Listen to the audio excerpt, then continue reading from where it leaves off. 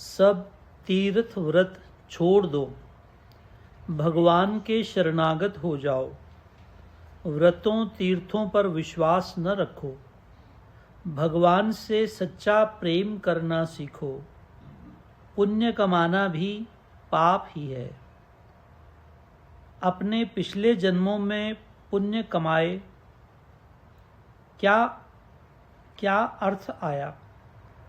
जिस जगह गुरु महाराज की आवश्यकता होती है वहीं भगवान की शक्ति प्रकट होती है।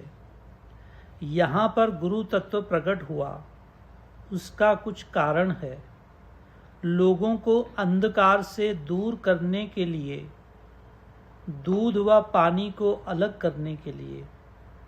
जो इस सत मार्ग पर चलेगा उसका ये जन्म तथा अगला जन्म भी सुधर जाएगा।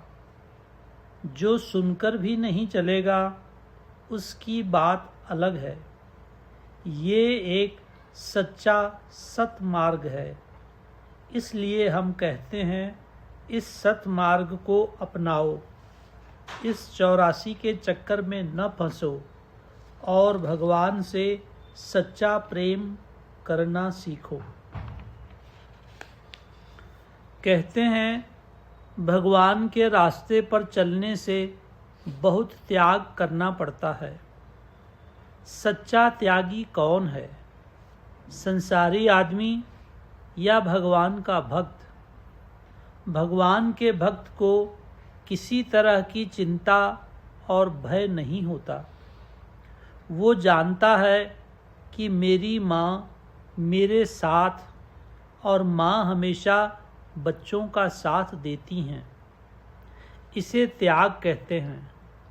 और आप संसारी आदमी को देखिए, उसे कितनी चिंताएं लगी रहती हैं, कितने भय उसके मन में रहते हैं।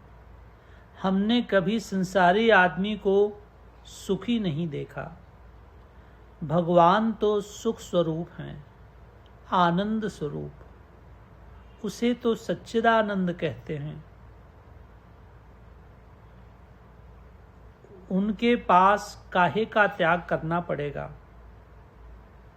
ताती वाव न लागई, पार ब्रह्म शरणाई। चौगिर्द हमारे रामकार, दुख लगे न भाई।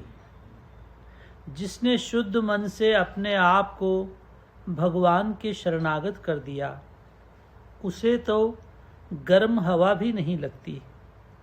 सतगुरु के पास जाने से ये नहीं होता कि कष्ट और तकलीफ नहीं आएगी, लेकिन सतगुरु के पास जाने से उसके ऊपर कष्ट भी आएंगे तो आप शांति में रहेंगे।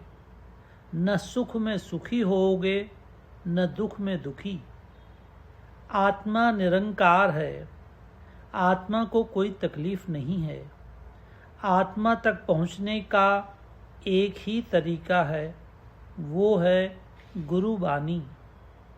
गुरु कृपा एक ऐसी चीज़ है जिससे आत्म होश अपने आप आ जाता है। लेकिन गुरु भक्ति एक ऐसी चीज़ है जिससे हजारों तीर्थों का फल मिलता है। गुरु और शिष्य में क्या संबंध होता है?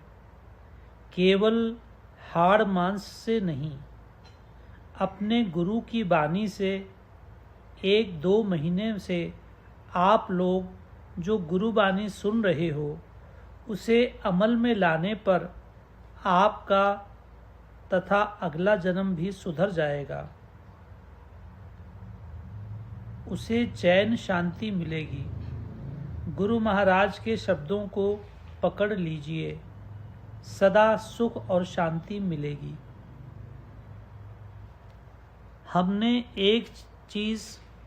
हमने एक रोज़ पहले बताया था कि जब जब भगवान का अवतार होता है तो किसी खास कारण से होता है। भगवान नर रूप में आकर भक्तों की रक्षा करते हैं। भगवान का एक अवतार लोप नहीं होता। वो है भगवान दत्तात्रेय जी का अवतार। जो कभी लोप नहीं होता। दत्तात्रेय जी जगत के आदि गुरु हैं। गुरु की ज़रूरत पल पल होती है, नहीं तो मनुष्य पल पल रास्ता भूल जाता है। संसार में जिस जिस जगह बुरे कर्म हो रहे हों और अच्छे अच्छे लोग उल्टे रास्ते पर चल रहे हों, तो वे उस रास्ते पर गुरु तत्व प्रकट कर देते हैं। आज से 2.5 महीने हो गए हमें बाबा का आदेश हुआ कि लोगों को अंधकार से हटाकर प्रकाश दिखाओ। हम इस बात के लिए तैयार भी नहीं हुए थे, परंतु हमें जिम्मेदारी लेनी पड़ी। ये तो संसारी बात है, परंतु उनकी शक्ति इसमें बैठकर आप सबको चैतन्य कर रही है। लोगों ने एक गलत बात चला दी है कि भगवान के रास्ते पर चलना बहुत कठिन है, परंतु यही एक रास्ता है जिसमें हम शांति पा सकते हैं। याद रखो, ये चोला हमें 84 की कोठरी में से निकालने के लिए मिला है। पुण्य कमाने से कोई लाभ नहीं। अब हम सच्चे सद्गुरु के पास आए हैं। उनकी शक्ति से हम जन्म मरण के चक्कर से छूट जाएंगे। उस मार्ग पर चलने से सत्य की झलक दिखाई देने लगती है। वैसे वैसे आत्मा की प्यास बढ़ती है। सखीरी मैं किस बिध राम को पाऊं, जग के झूठे धंधे छोड़ूं, अंदर में खो जाऊं। गुरु महाराज की बानी सुनकर साधक का सोया हुआ हृदय जाग उठा। अब तक पैसा कमाना, विषय वासनाओं में रहना, यही जीवन का ध्येय समझ रखा था।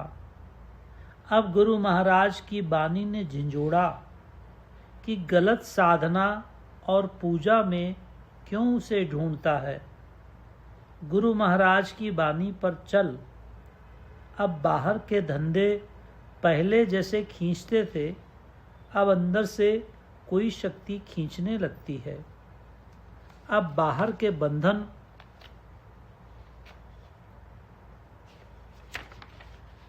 ढीले पड़ने लगे। गुरु की ओट रखूं मैं मन में। गुरु महाराज की आवाज़ ने फिर जगाया कि तू गलत रास्ते पर चल रहा है। क्यों तू देवी देवताओं की उपासना करने में लगा हुआ है। किसी देवता में शक्ति नहीं है तुझे जन्म मरण से निकालने की। पूजा करनी है तो पूर्ण भगवान की कर। यदि देवी देवता की पूजा कभी अच्छे से नहीं हुई तो वे सजा भी दे देते हैं। कुछ भी साधना आपको करनी है तो गुरु महाराज का आसरा लो, उनको हृदय में समाओ। संसार में उस रास्ते पर चले हुए आदमियों से पूछो, वे यही उत्तर देंगे कि गुरु महाराज की दया से सफलता मिली है। गुरु नानक जी ने नाम की महिमा बताई है। नानक नाम तिना को मिलया, जिन धुर मस्तक लिखया। भगवान का प्रकट रूप है सद्गुरु। जो लोग दिन रात ग्रंथ पढ़ते हैं उन्हें नाम सिमरन का याद नहीं रहता, परंतु सतगुरु से दीक्षा लेने के बाद दिन रात नाम भूलता नहीं है। आंख में चोली करे मेरा साजन, मैं बलिहारी जाऊं। ये है एक अभ्यासी के मन की गति। हर प्राणी के साथ होती है। जो भी भगवान की ओर बढ़ता है, बीच बीच में उससे भगवान अपनी मूरत को हटा लेते हैं। उसने सच्चा आनंद चख लिया है। जब उसे भगवान की मूरत दिखती नहीं तो वो तड़फ उठता है। भगवान को एक ही चीज़ की प्यास और भूख है कि मेरा भगत मेरे लिए प्रेम में तड़फे। इसीलिए भगवान बीच बीच में अपनी मूरत को हटा लेते हैं। साधक दुखी होता है। उस तड़फ जैसा संसार में कोई भजन नहीं है। इसीलिए भगवान अपनी मूरत को हटा लेते हैं। दुनिया में भी कोई चीज़ यदि आपको रोज़ रोज़ मिलने लगे तो उसका मूल्य नहीं रह जाता। भगवान भगत के आंसुओं के प्यासे रहते हैं और आंसुओं से विभोर होकर वे उसको अपने में मिला लेते हैं। जन्म जन्म से तरस रही मैं, अब परमानंद पाऊं। अब तक साधक बाहर सुख को ढूंढ रहा था। ऐसी जगह सुख की तलाश थी जहां किसी को नहीं मिला। गुरु महाराज ने बताया कि तू सच्चित आनंद ब्रह्म का स्वरूप है। परमानंद अपनी आत्मा में मिलेगा। गुरु महाराज की दया से ही मिलेगा। जो गुरु महाराज की दया होती है तो उसकी वृत्ति को गुरु महाराज अंदर कर देते हैं। जब साधक अंतरंग में जरा भी जाता है तो उसे अजीब सुख मिलता है। वो गुरु महाराज की महिमा जानता है। वो सदा के लिए गुरु महाराज का हो जाता है।